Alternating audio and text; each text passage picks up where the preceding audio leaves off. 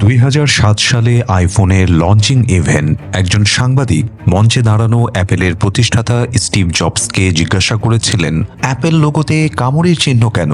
এটা কি নিউটনের আপেল নাকি ইডেনের ফল? জবাবে স্টিভ মৃদু হেসে বলেছিলেন, ওহ না, এটা সিম্পলি ছোট আপেলকে যেন চেরি ফল ভেবে না বসো। শুধু একটি আপেল দিলে তুমি এই প্রশ্নটি আমাকে করতে না, তাই একটি কামড় দিয়ে আপেলের সঠিক সাইজটি বোঝাতে চেয়েছি আমি, আর এজন্যই আজ তুমি এই প্রশ্ন করলে। পুরো রুম হাসিতে ফেটে পড়েছিল সেদিন। আসলে আপেলের আকার বোঝাতেই কামড় এঁকে দেয়া হয়েছিল। এভাবেই শিল্পের সাথে মানবিক কিছু যোগ করতে চেয়েছিলেন স্টিভ জবস। এবার আমরা চলে যাব 33 বছর আগে, 1974 সালের শরৎকাল। যুক্তরাষ্ট্রের অরেগনের রিড কলেজের ক্যাম্পাসের লাইব্রেরির টেবিলে এক তরুণ বই উল্টে পাল্টে দেখছে।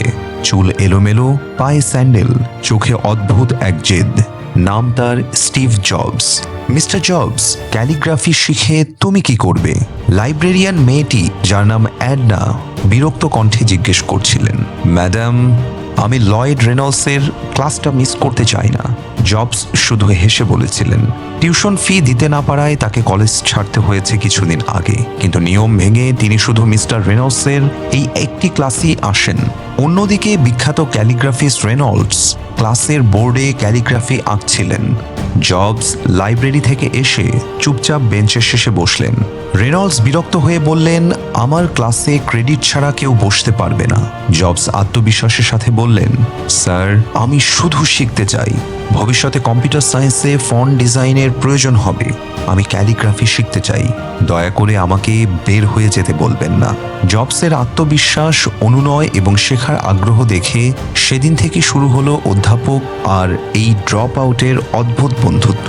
আর এই বন্ধুত্ব থেকেই স্টিভ জবস শিখেছিলেন লেখায় কিভাবে স্পেসিং, টাইপফেস ব্যবহার করতে হয়। একদিন জবস রেনল্ডসকে প্রশ্ন করেছিলেন, স্যার, যদি কেউ ক্যালিগ্রাফির সৌন্দর্য কম্পিউটারে ফুটিয়ে তুলতে চায় তবে কেমন হবে? পুরো ক্লাস হেসে উঠেছিল সেদিন, কারণ 70-এর দশকের সে সময়ে কম্পিউটারের ফন্টে কোনো ডিজাইন ছিল না। ব্লক আকারে লেখা হতো সব লেখা।